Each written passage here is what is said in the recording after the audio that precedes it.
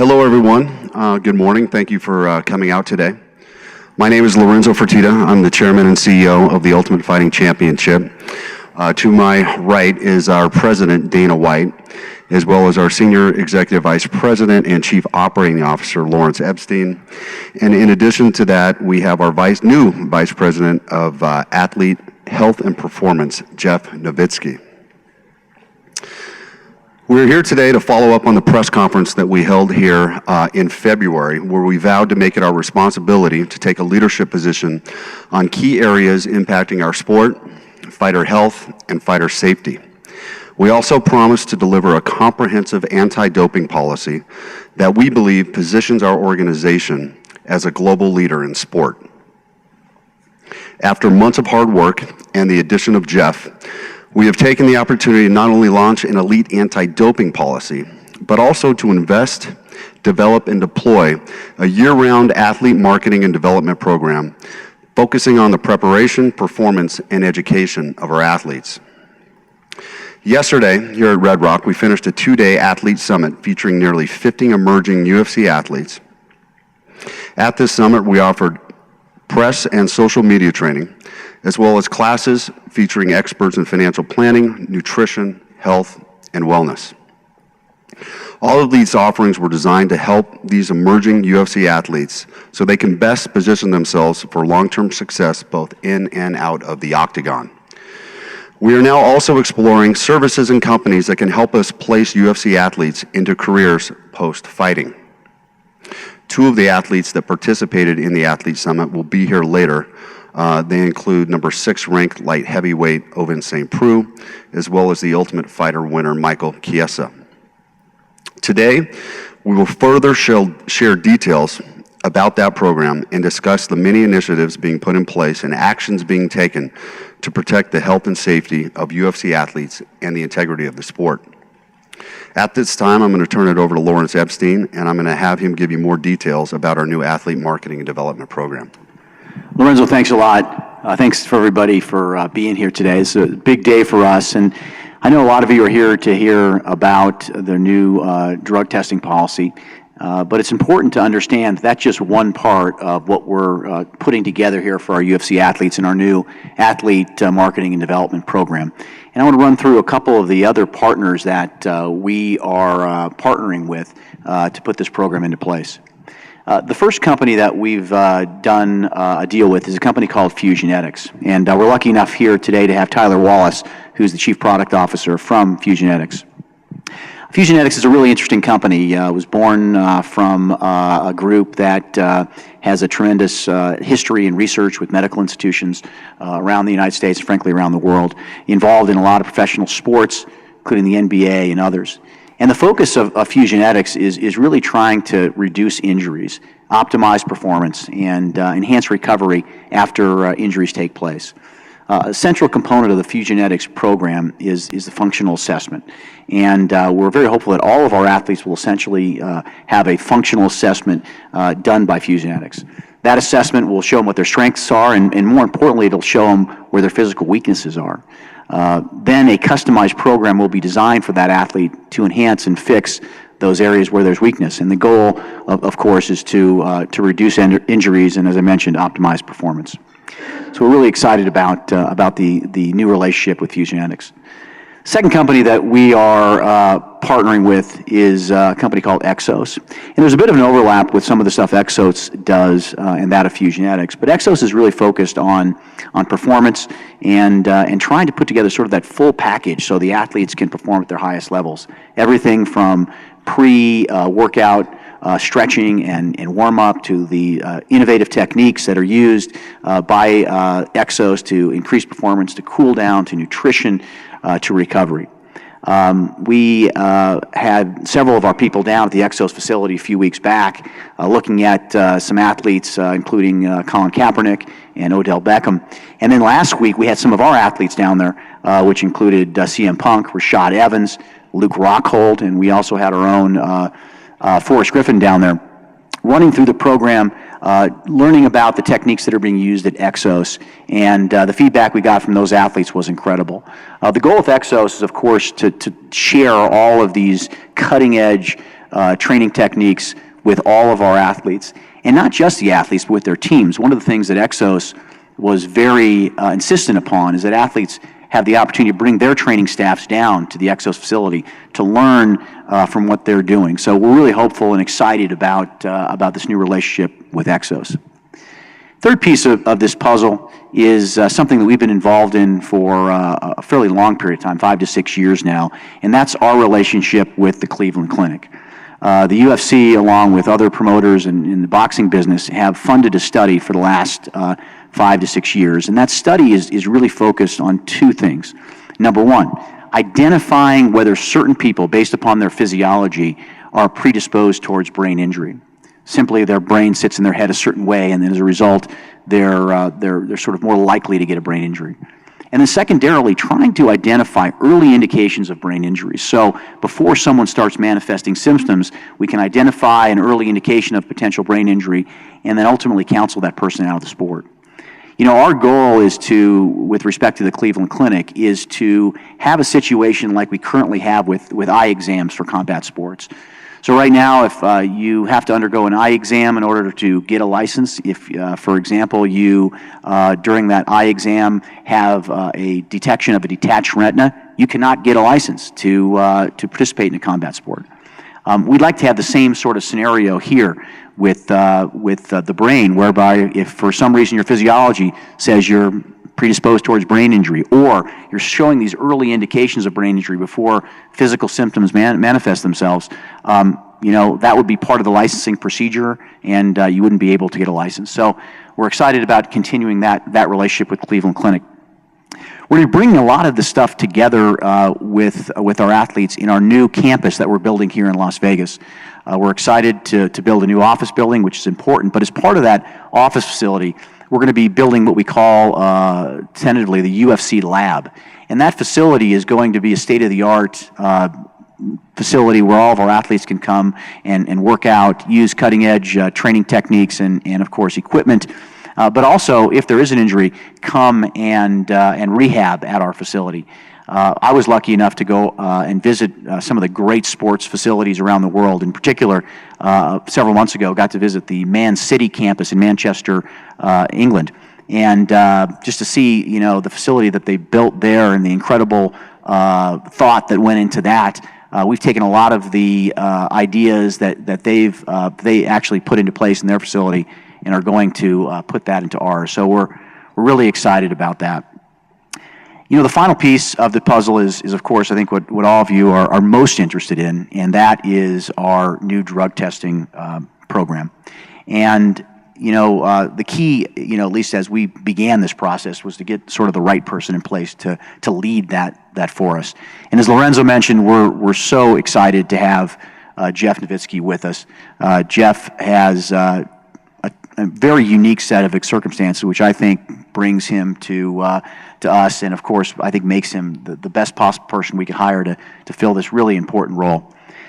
You know, Jeff has worked for the government for 22 years, had a variety of experiences in areas where performance-enhancing drugs were used.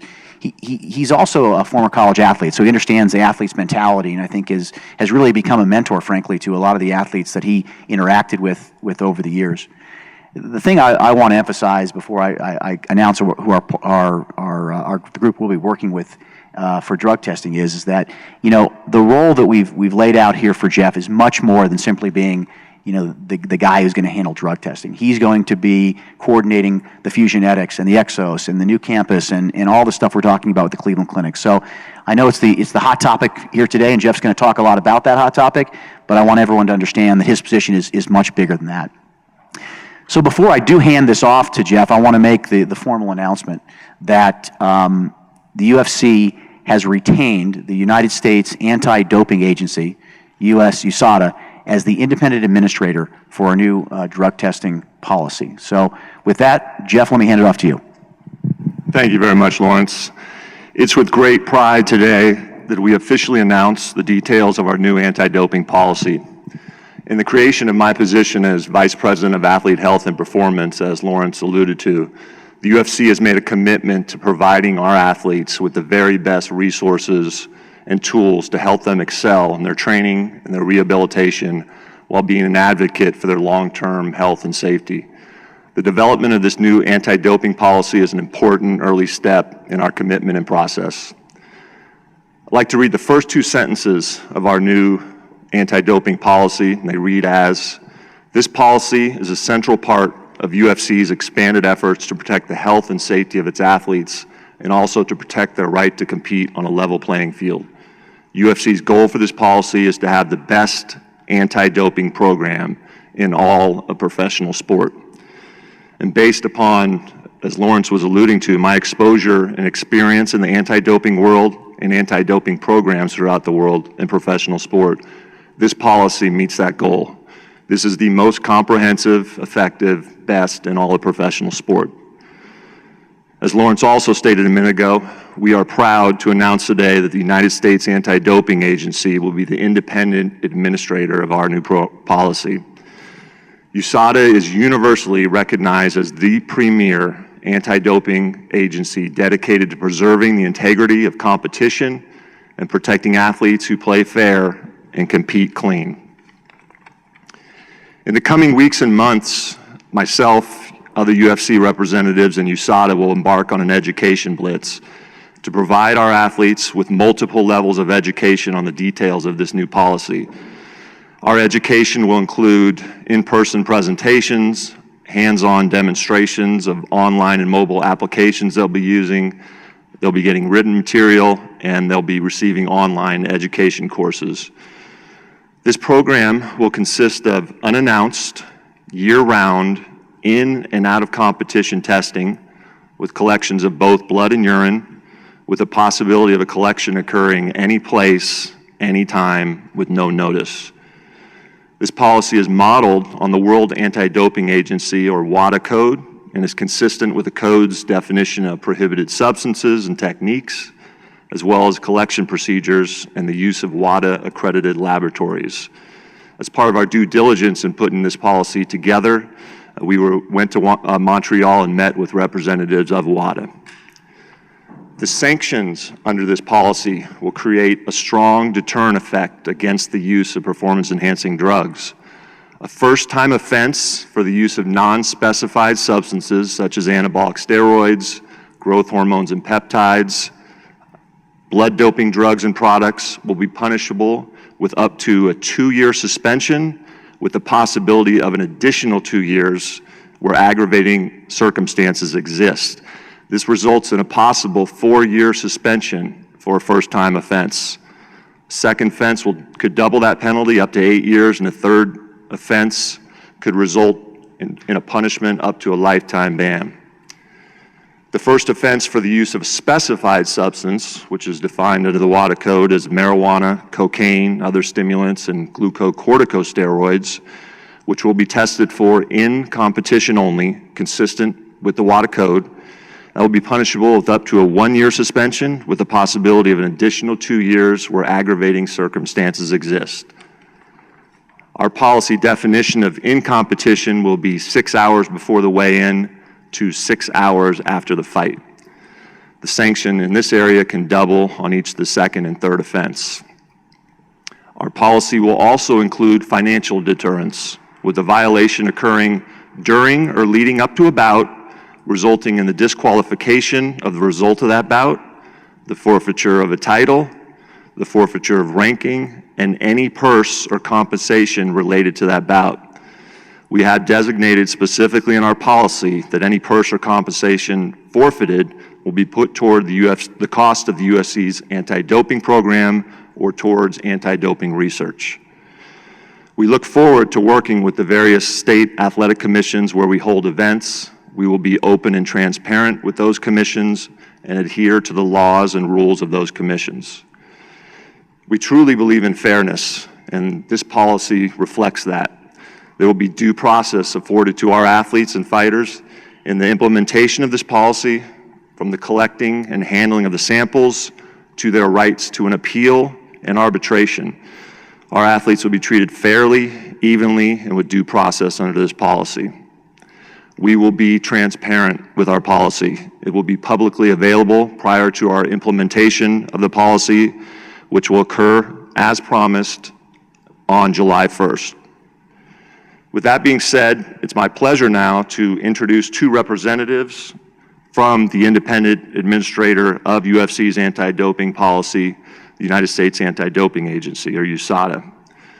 First, as a track and field athlete that competed in the 1980s like I was, there was no bigger or better role model in that sport, or for any sport in my opinion, than USADA's current chairman of the board, Edwin Moses. Edwin's Olympic gold medals in the 400-meter hurdles in 1976 and 1984, and his 122-race consecutive winning streak between 1977 and 1987 are the epitome of an athlete with once-in-a-lifetime natural athletic ability who competed clean and fair.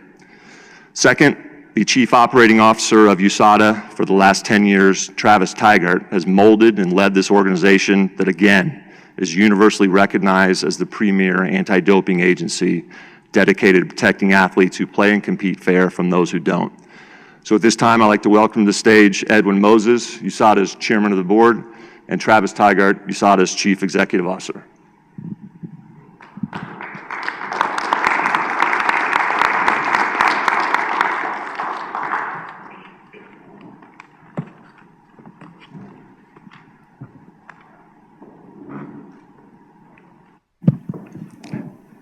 Thank you for having us here today. We're very pleased to be here as an organization.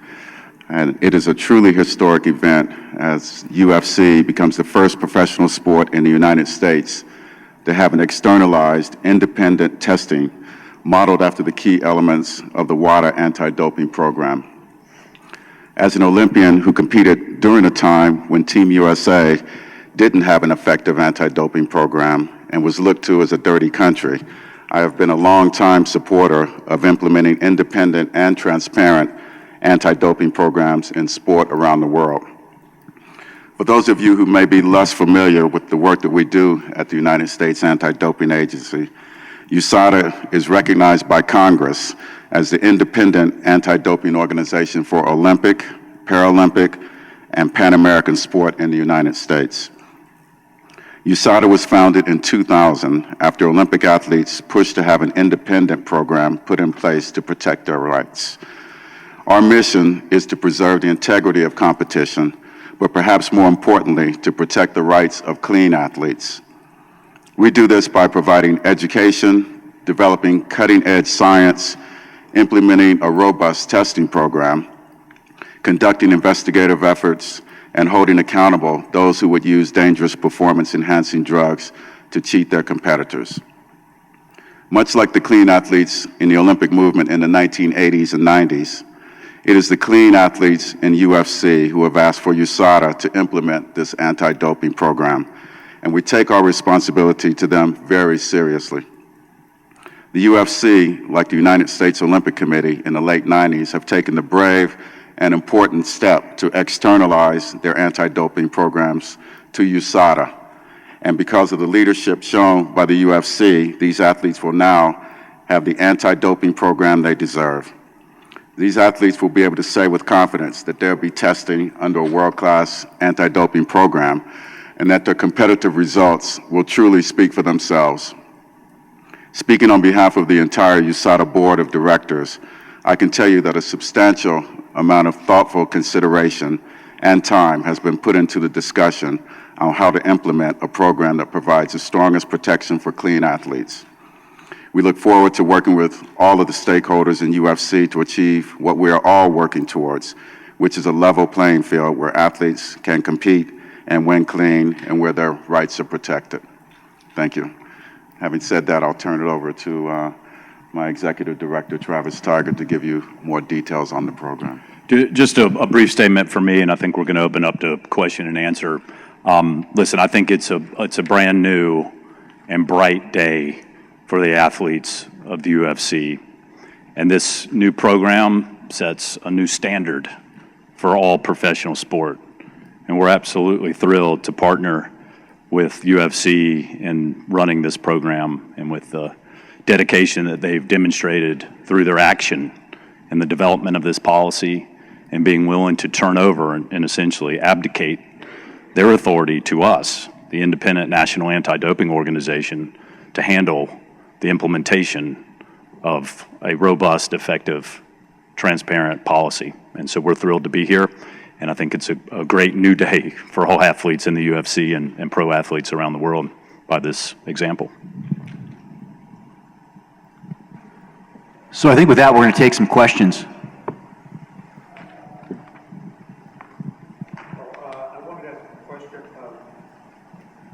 Mike Martinez for UFC.com. Dr. Moses, can you tell me how this program compares to drug testing in other major sports, specifically the NFL and Major League Baseball? Is this tougher or is it comparable? Well, I think the most important aspect of it is the independence, and that there is an independent body that does all the objective measurements, that educates the athletes, and we stand between the athletes and the federation and take that responsibility. I think Travis can probably give you more insight as to that on a day-to-day. Yeah, I'd say, given the independence, the transparency, and the robustness of the policy that's going to be implemented, it's the top of all professional sport around the world. Kevin Ioli with Yahoo Sports. I don't know if this is for Lawrence or Jeff, but a couple questions. First of all, what about past failures? Are they going to be counted when we're talking about the sanctions? So if somebody has a past failure, is this sanction, this penalty number 2 or 3 or subsequent?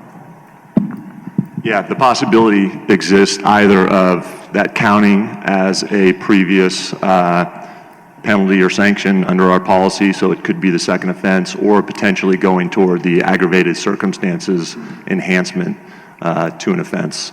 It'll depend on the due process afforded the athlete in that potential, previous positive, whether or not accredited laboratories were used, those types of things. But that'll be handled in the administration of the policy by USADA. Is the UFC now a signatory then to the WADA code? We are not technically a signatory. The only differences between our policy and the WADA code would be the difference in the first term sanctions without the aggravating circumstances, so a 2 versus a 4-year, and then the ability for an athlete to appeal toward the Court of Arbitration for Sports. Our policy does have an appellate and arbitration provision written into it, but it's not with the Court of Arbitration for Sport. Okay. And then I want to ask Dana a question directly because it would affect you in terms of putting together fights. If, there's the possibility that you could lose fights on relatively short notice. How do you deal with that when, you're, especially given how many cards you have, and, if you lose a high-profile fight off a card, you may not have a main event. We had that at UFC 151. How do you deal with that going forward? We had that happening last year before this drug policy was in place. We said last time we came here and had this press conference that we were going to implement a serious anti-doping policy, and here it is. And I'm hoping, I'm praying that it's obviously a very positive thing, but I hope that our guys aren't using drugs. I hope that's the case, but we'll see. We'll see how this thing plays out. Obviously, if guys get busted for taking some type of performance-enhancing drug before a fight, we're gonna have to figure it out.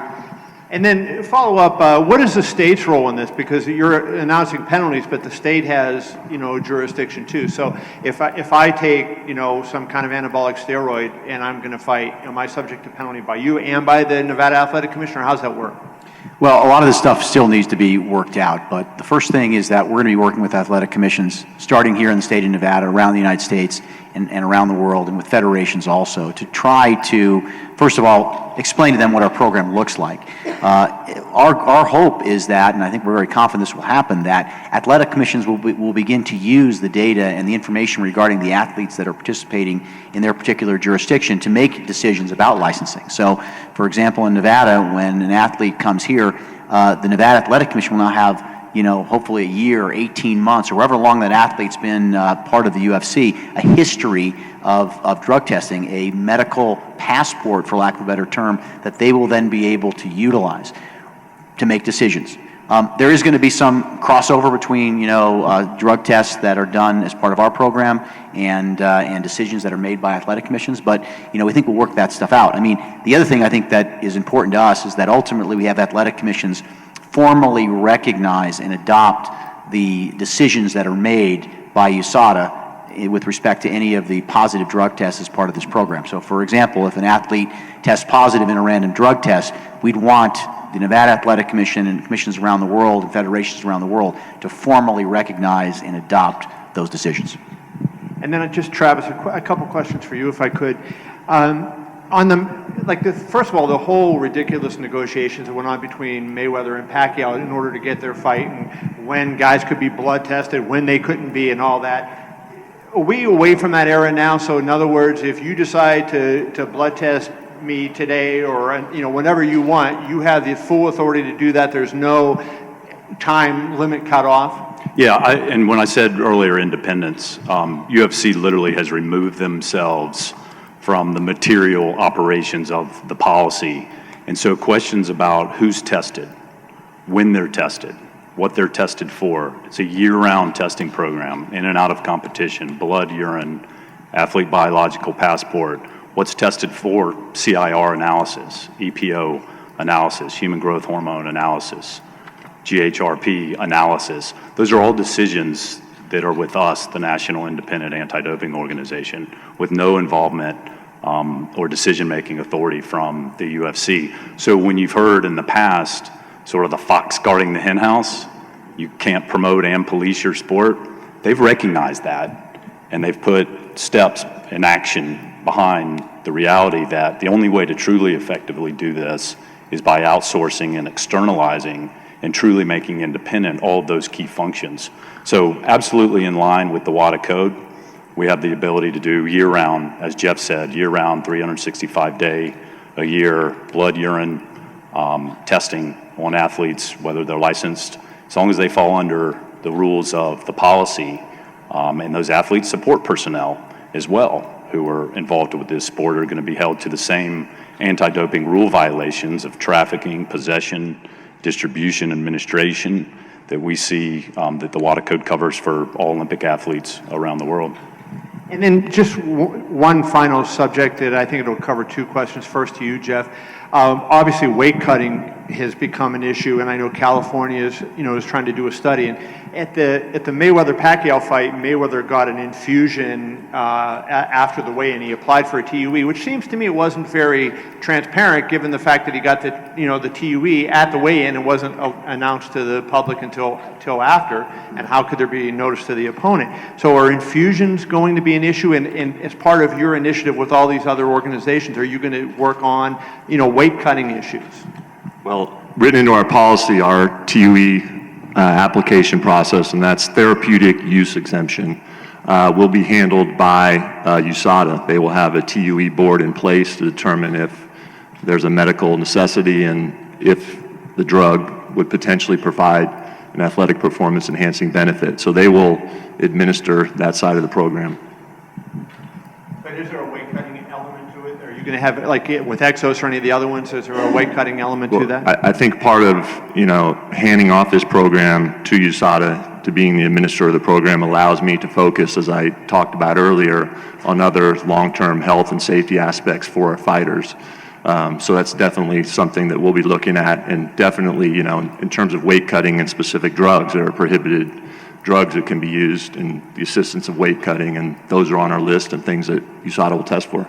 So, and can you clarify, like in a situation like Mayweather had, where if you're saying there's transparency, if he appeals for a TUE the day of the weigh-in, it doesn't seem like it's a really transparent thing, right? The notice of the opponent wouldn't even know until, I guess in this case, it was after the weigh-in. Pacquiao didn't know. So in a situation like this, can I apply at the weigh-in? So saline infusions, I think, is your question, and they're in certain circumstances prohibited under the WADA code. They're not prohibited, for example, in some of the state regulatory bodies like here in Nevada. It's not an offense. You're allowed to do that for any purpose. They're only prohibited for very narrow reasons within the Olympic world. And if you want to use one, you have to, and it's under a potentially prohibited circumstance you have to apply for a TUE. We've had a number of those applied for. The transparency is, look, when the process was finalized, within an hour of receiving the permission and the grant of that, it was notified to all authorities and the athletes themselves. So we absolutely will be, continuing to provide information, particularly under this program where the rules expressly say that if TUEs are applied for, that they'll be shared immediately with the UFC, but also with, if there's a commission that's licensing an athlete for a particular fight, they'll also be shared with them. Let me make one more point about the TUEs, because I know those can be an issue here sometimes within this sport community. The starting point is 0 drugs, and let's make no mistake about that. And I know sometimes in this community, we confuse someone seeking testosterone for a therapeutic use exemption. Let me say one thing about TRT, or people seeking use of testosterone. There's no legitimate reason for an otherwise healthy and fit person that's 22 to 32 years old to be seeking a TUE for testosterone. It's not erectile dysfunction, it's not they're tired, it's not any of trying to have kids. In fact, testosterone is birth control in some countries. So these excuses that you've heard for athletes, sometimes in fighting sports, looking for use of testosterone will not fly under this program. That said, if someone has, let's say, a diabetic since they were a young kid, and they need insulin, which is an otherwise prohibited substance, if they have asthma, which is an otherwise prohibited substance, they'll have to apply for and receive if they can use it and still compete. And it has to be based on a need. It has to provide no performance advantage. And they have to document that there's no other alternative medication that potentially could provide a solution to that medical illness. And then independent experts, even outside of USADA, but medical experts that we have within our pool will evaluate those medical documents and then make a determination of whether that's appropriate within the sport confines and under the rules that apply. And if it is, and they're granted, they're immediately provided notification of that, as is the state commission if they're licensed in a particular state or country, since we're talking about a global program. And at the end of the day, if that's denied, they will have an appeal right to the independent arbitrator system, totally open, totally transparent, totally fair, to allow athletes who have legitimate medical needs that is not going to give them any performance enhancing benefit to apply and potentially receive those. And Kevin, just to clarify, it's specifically written into our program on the TUE process. If USADA, through their TUE board, were to determine that there was a need, a medical need for the use of a drug, before that fighter would be told they had the go-ahead, they would first need to go to that athletic commission. For example, if the fighter was fighting in Nevada, despite USADA board's approval, a combination of USADA, the fighter, and myself, or maybe all three, would need to go to the Nevada State Athletic Commission and get the clearance from them first. It's specifically written in the policy. Can you tell me how soon you will begin testing athletes when this program gets underway? And will U.S. athletes be subject to more testing than fighters around the world? I'll just take the first part of that. This policy will roll out July 1st, and all fighters under contract with the UFC at that time will be subject to testing under the policy. And obviously, just to follow up on that as well, Rome wasn't built in a day. Education is critically important, so they know the policies. So over the next, several weeks and months, we'll be implementing both the education aspects and the testing aspects of the program. No, this is a global program. There's a minimum number of tests, 2,750. We can go up from there. And in addition to the number of tests, I think what's really important is the type of test. So CIR, EPO, all the ones that we've talked a little bit about here this morning already, all of those will be available and utilized where appropriate. And that averages out, if you want to run the numbers on the 550 so athletes within the sport of UFC, about 5.5, I think, tests per athlete. That doesn't mean each one's going to get 5.5, because the testing's done on a strategic basis, particularly as we get test results and review those test results. We talked a little bit about the athlete biological passport. We have a whistleblower line. If we get information, and again, that's information that comes to the independent organization, We'll be executing tests similar to our Olympic program on a targeted basis, and we'll be using, all the elements contained in the USADA international standards of how you execute the most effective testing plan to reach maximum deterrence, right? We don't want to catch anyone, but if they're cheating, they're going to get caught. So we hope this program, similar to what we saw in the Olympics, when it was put in place by an independent organization, deterred athletes and made the costs so high that they decided not to be tempted. And let's be real, the win at all costs in every sport, youth sports all the way up to elite professional sport, is huge. And the pressures on athletes to use these drugs to gain a game-changing advantage is enormous. And we're not being realistic if we don't think they were going to make those decisions, whatever sport they're in.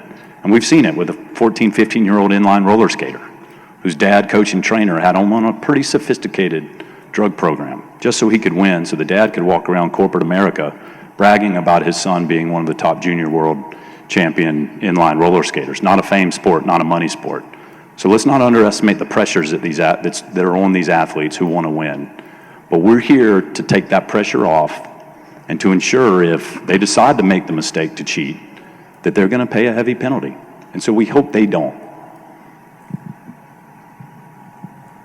Evelyn Rodriguez from Global.com in Brazil. I know you said that the program is going to be global. I was just curious about how you guys are going to test the athletes outside the country. Are you guys going to leave the country to test them there? Are you guys going to work with other labs? And how are you guys going to handle the out-of-competition tests, like in Brazil, for example? Yeah, thanks for that question, and it may have come earlier and I didn't answer it fully. We've got a network of other national anti-doping organizations. So in Brazil, ABCD, which is the independent national anti-doping agency in Brazil, will be coordinating with. Up in Canada, CCES, the Canadian Center for Ethics in Sport. Over in Japan, JADA, the Japanese Anti-Doping Agency. Throughout Europe, UKAD, United Kingdom Anti-Doping Agency. All of these are similarly situated in that they're recognized by their home countries as being the independent organization whose sole mission is not to promote sport, but whose sole mission it is to protect the rights of clean athletes and the integrity of sport.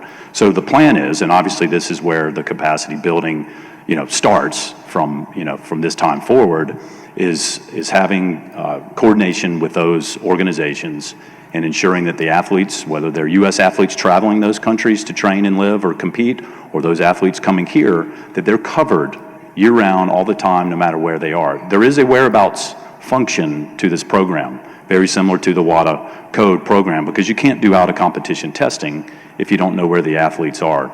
And so the athletes will have an obligation to provide us their whereabouts and are subject then to testing literally 365 days a year on any given year, whether they're licensed to fight a particular bout or it's the off-season for them.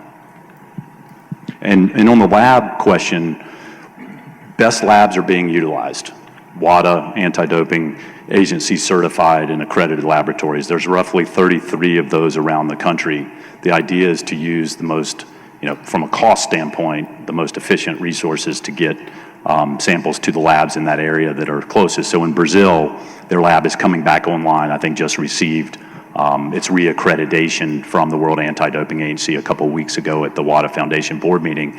And so absolutely that lab, who's going to hopefully also test the Olympic Games in Rio in 2016, will be utilized to run any samples taken down in Brazil. The WADA accredited lab in Japan, for example, will be utilized. Australia, throughout Europe. That's the idea from an efficiency standpoint, ensuring top science, so athletes' rights are protected in that sense, but as efficient as we possibly can to get the results as quick as we can and let the process work. Amber Dixon, NBC Las Vegas. This is for Lorenzo and Dana. Lorenzo, at the last press conference, you said you foresee this problem getting worse before it gets better. Do you still feel that way?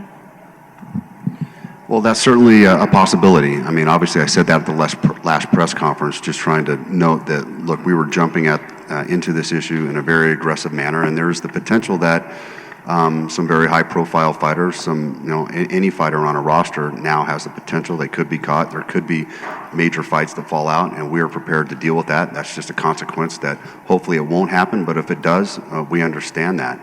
But I think that, at the end of the day, the way this program was structured and the education process and the way it's going to be rolled out, we're hopeful that there is a strong enough deterrent aspect to what we are doing here that it is very clear to every athlete on the UFC roster, and even an athlete that potentially believes that they will be on the UFC roster in the future knows that they cannot use any prohibited substance, and that's the bottom line.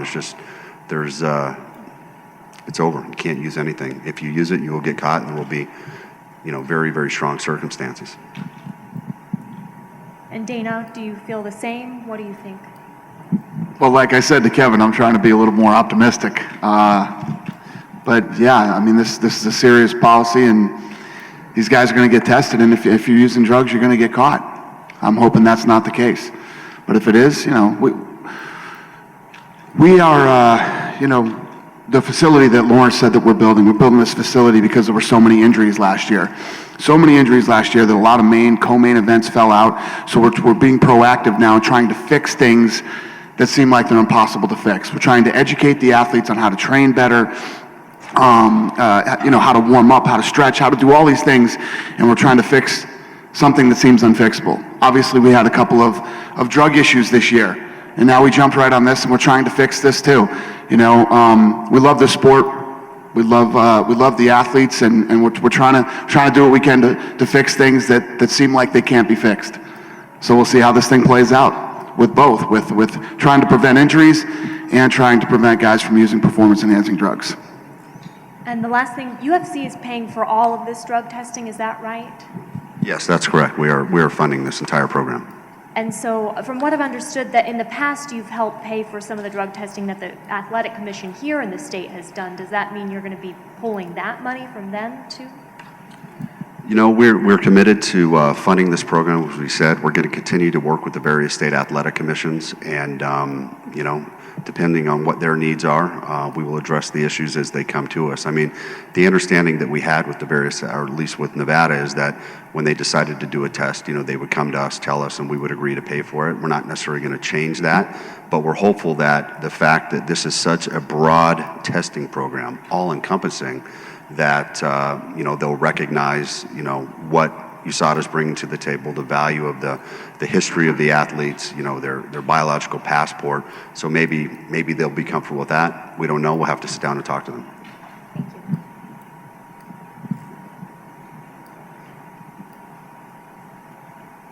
you. Dana, I don't know how many fighters you have under contract, but obviously you're dealing with many athletes from different cultures, different backgrounds, different countries.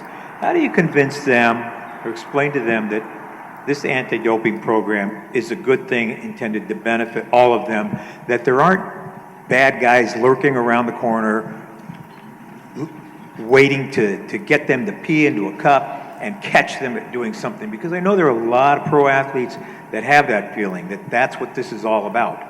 Right. It doesn't matter where you come from, what culture, what language you speak, cheating is cheating. If you're using performance-enhancing drugs or things that will give you an advantage, you're a cheater in any language or any culture. And, this isn't about going out and sneaking up on the athletes. It's about cleaning up the sport. It's about, if you take a good fighter, take a really good fighter, a guy who's super talented at a young age, and you start using performance-enhancing drugs, it destroys you. Destroys you physically, mentally, emotionally, every way that a really good athlete can be destroyed. That's what performance-enhancing drugs do to you, and that's what we're trying to prevent. We're trying to create a clean sport where everybody's on a fair playing field, and I say this all the time. I really personally don't care if a guy can hit a ball over a wall further, if he's using performance-enhancing drugs. It means nothing to me. I don't care. But when two guys go in and there's physical contact and another guy is on drugs and one guy isn't, that's a big deal. You can seriously injure somebody. You can kill somebody. Big difference. A lot different than baseball and some of these other sports. Football and fighting are a contact sport. And then one other question I wanted to ask about the other two programs that you're implementing, the Exos and the other one, is you know that these fighters have their specific training regimens, whether they're fighting, whether they're training for a bout or not. How do you get them on board and saying, we have something here that's going to help you, when they may have a coach or they themselves may feel like, hey, I got something going, I don't need any additional help. Why is the UFC trying to get me to go to Las Vegas to their Right. training facility, meet with their guys? I don't need it. Right. No, I understand what you're saying. The 50 athletes that were here for the summit were very receptive to it. And I'm sure you guys have heard me say recently about the way that some of these guys are training. You shouldn't be sparring every day trying to hurt each other in training when you have a big fight coming up. And the reception has been very well received from the coaches too. As you know, as we go on here in life, there's science, there's sports, there's new things that are being tested and better ways to train. And fighting has very much been in the Stone Age for a long time. And this sport, I said it before, you know, when you first started out training, there were like 3 places to go train. That's how all the talent ended up at one place. We have to evolve. The sport has to evolve. Training has to evolve. Nutrition and all the other things. We're just providing a resource here for the athletes, and it's for the coaches too. This isn't something like we're saying, hey, your gym's doing it all wrong. This is the right way to do it. We're trying to educate everybody, the athletes and the trainers. And you know, it's been received pretty well so far. We're not trying to pull guys out of their gyms or you know, say that their trainers aren't training them the proper way. We're trying to educate everybody. Jeremy Botter, Bleacher Report. Question for Dana Lorenzo. Was there a specific failure or incident that made you guys go, it's time? Was it Anderson, the one with Anderson and Hector Lombard, something along those lines? We kind of covered it when we were here last February. You know, the whole idea of implementing a third-party anti-doping policy is something we've been working on for at least the last couple years. Now, as we started to dig into this, there was, you know, obviously as you start to look at some of the legal aspects of it, you start to sit in a boardroom and you have these academic debates on can you do this, can you not do that?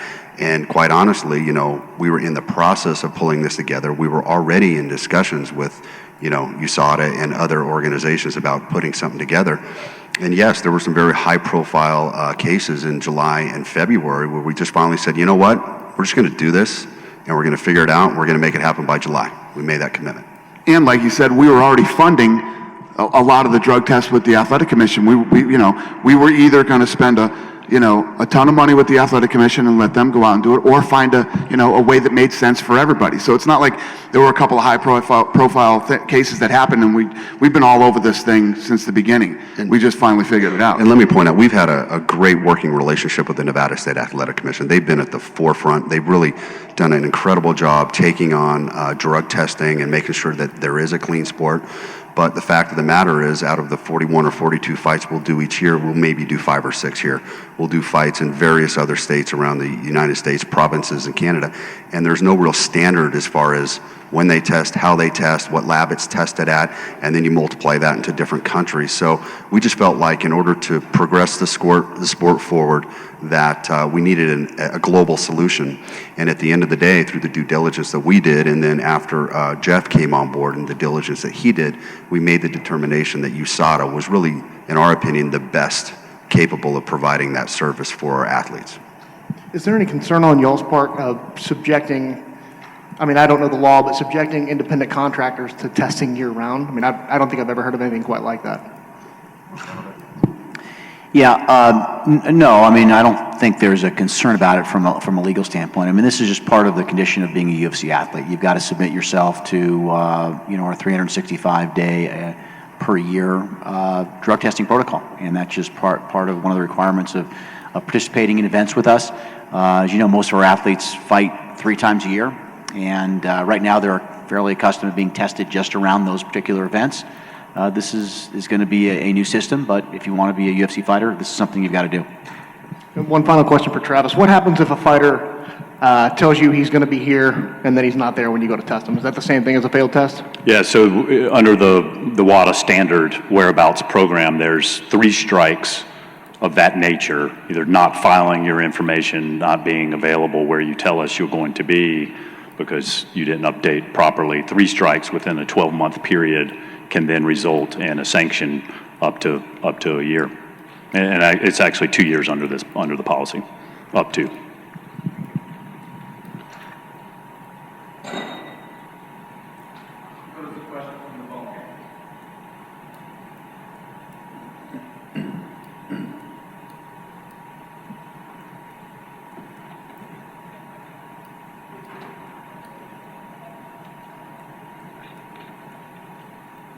We'll take our first question over the phones from Dave Dybert with Post Media News. Thanks, you guys. Just a couple that haven't been asked, or perhaps just want to clarify. Going forward, how much do you rely on athletic commissions at this point?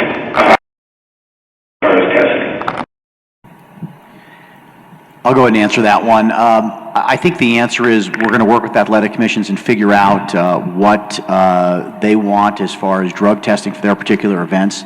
As I mentioned previously, as we fast forward a year or 2 down the road, we're going to be able to deliver to athletic commissions this, athlete biological passport that the commissions will then be able to use in making licensing decisions for particular athletes. So as time goes on, we're very hopeful that athletic commissions and federations around the world will use the information that has been developed with respect to the athletes that are participating in their particular jurisdiction.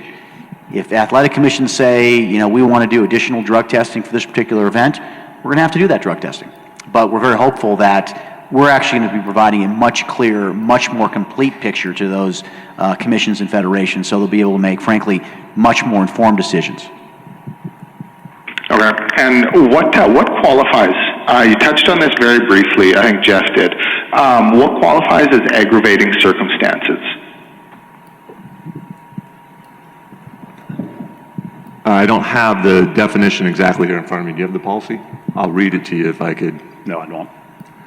Okay, thank you. It's essentially modeled after the last version of the WADA code, which had an aggravating set of circumstances defined in it, and it was multiple things such as egregious intent, conspiracy, so agreements with others to attempt to defeat the testing system, multiple administrations over a period of time, multiple substances, arguably potentially over a period of time, would all be considered again by us and the facts around that particular case, and a decision made on what the appropriate aggravation, if any, ultimately would be. All right, thank you. Lorenzo, last one. Roughly, do you have any kind of estimate on how much this will cost annually? I'll say that, obviously it's a substantial commitment on our part upwards into the multiples of millions of dollars for us to be able to implement this on a global basis. All right, thanks, guys. Next, we'll go to Daniel Flynn with Breitbart Sports. I have 2 questions. First question for Edwin Moses. Can you give us an idea of what it's like to be a clean athlete competing against athletes that you know are dirty, and what was going through your mind in the 80s when that was happening? And second, does the fact that cheaters can physically permanently hurt the clean fighters in mixed martial arts make you, a little bit more enthusiastic about entering into this partnership with the UFC? Well, I will say that UFC has really covered the bases on what it takes to continue to win if you want to remain clean, and that's the playing field that everyone here wants to have. The discussions and explanation of Fusionetics, Exos, and the Cleveland Clinic and the UFC lab, those are what we call alternative training methods. And to get out in front and introduce these methodologies, ways in which athletes can compete clean, can compete smarter, and have people that help them and show them the way, that really makes a difference. In my day, I had to work out 2-3 times a day, and it hurt, and I had to eat a lot of food and drink a lot of water in order to do it, but that's what I was willing to do. Some of the things that I did when I was running, which are quite routine now, like ice baths, PNF stretching, plyometrics, things of that nature, where very few people were doing them, but I was, and I found people who knew how to train athletes in that area. So all these things are a part of it. And I think the most important part of the program, when you talk about drug testing, generally, most of the time people think in punitive terms about athletes testing positive, having an adjudication, and getting sanctioned. One of the biggest parts of any drug testing program is education, and that is going to be tantamount and very important for the athletes. But more so than that, the athletes have to realize that they have a responsibility to understand what the education is about, understand what substances they can use, what substances are prohibited, and under what circumstances. And even going further than that, they will have to make sure that their entourage, their trainers, consultants, coaches, and even medical doctors are aware of what the rules are, because there's been many cases where doctors have given substances to athletes not knowing that they would be on a list. So education is going to be one of the most important aspects of it. One of the aspects of drug testing programs that many times gets left behind in the process, but it's probably the #1 offensive weapon here. It's already started this weekend, and UFC has done a great job and has great plans in order to educate the athletes, but that's going to be incumbent upon the athletes to really figure out what's going on. And of course, with our help at USADA, we have some fantastic tools online, modules and apps that you can use to determine and send in your whereabouts. So those things have been thought of, but education is one of the most important tools for everyone. For us at USADA, for UFC, it's a process of learning and understanding and getting out in front of the wave to make this whole program work. So question for the folks from the UFC. One of the points that Roger Goodell was asked last year was whether he gets tested, because of course the players get punished for violating a test. Will Lawrence and Dana and Joe Logan and anyone else who's not a fighter in the UFC, are they going to be tested for these same recreational drugs that the fighters are tested for? You can test me for those, yeah, let's do it. I mean, Yeah, you can test me too. I like to drink, but other than that, I'm that's good. positive for whiskey for sure, I'll take it.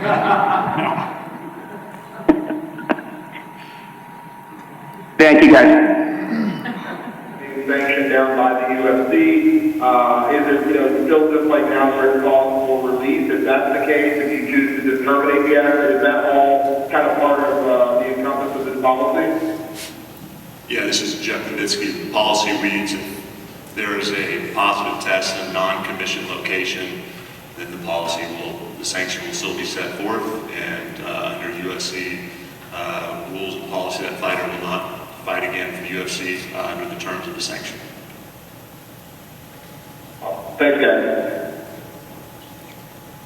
And that completes our questions for today. Hey, Travis, just to follow up on that last issue answer you gave. So the state athletic commissions don't have a right to arbitration. Some people take them to court, and there have been cases that have gone to court. So when that conflicts, what happens there? If I'm tested in Nevada and I get a penalty and I want to contest Nevada penalty toward me, I can go to Nevada District Court or federal court, whatever. In your case, there's arbitration. So how would that affect each other, given that I may not have arbitration rights in a given state? Yeah, I think obviously there's some of those issues got to be worked through, but I think ultimately they will have notice of any potential violation on an A sample, as well as if a non-analytical case is brought based on documents, not a positive test, following investigations that we will perform. They will have that information when it's noticed to the athlete and to the UFC. If their process happens and they make a ruling, that's going to apply.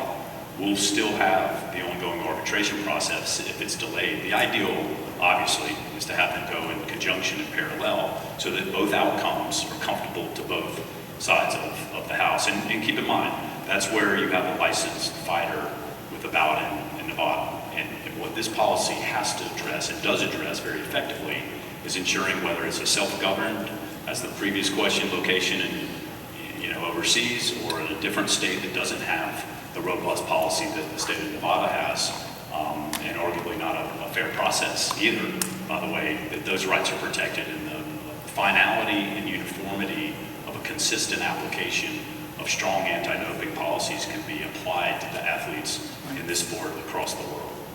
And then just one other quick question, turnaround time. I don't remember if it was Anderson or John Jones before me or whoever, but there was some that we didn't get the test results back until after the fight. Can you assure us that the test results are going, if somebody's tested prior to the fight, that the test will be done so that the result will be out clear before a fight? I've been around this business long enough to know you don't rush science, and science needs its time. You want the science right. You don't want to make mistakes with the science. That's terribly unfair to athletes. And make no mistake, this is here for clean athletes. We've heard from athletes in the UFC before we got involved. They want this in place to protect their rights. They want to do it the right way. They don't want to be cheated. And we're here to protect them. And what's equally important in strong penalties is ensuring you have appropriate checks and balances in the system so that someone who is accused publicly or through the formal legal arbitration process, that their rights are respected. And we know, and other athletes can know, if a sanction results from the process, that it's a fair sanction and it's an accurate sanction. And no one's going to be removed from the playing field because the sport doesn't like them or for any other bad reason. It's going to be solely because they broke the rules, and the fair application of those rules have been adequately applied. So I don't rush the science. Obviously, we want test results, within an hour of the test happening. Our literature indicates anywhere from 3 to 5 weeks it can take. If you're doing EPO analysis, CIR analysis, HGH blood analysis, reviewing athlete biological passport data that comes in and has to be compiled with other tests that athlete may have, that takes time. It's a necessary evil of an effective program. What we've promised is to expedite those before fights where we can, and they've agreed to deal with them as they come in. Everybody, thank you very much for coming, and this is going to conclude the press conference. Thanks.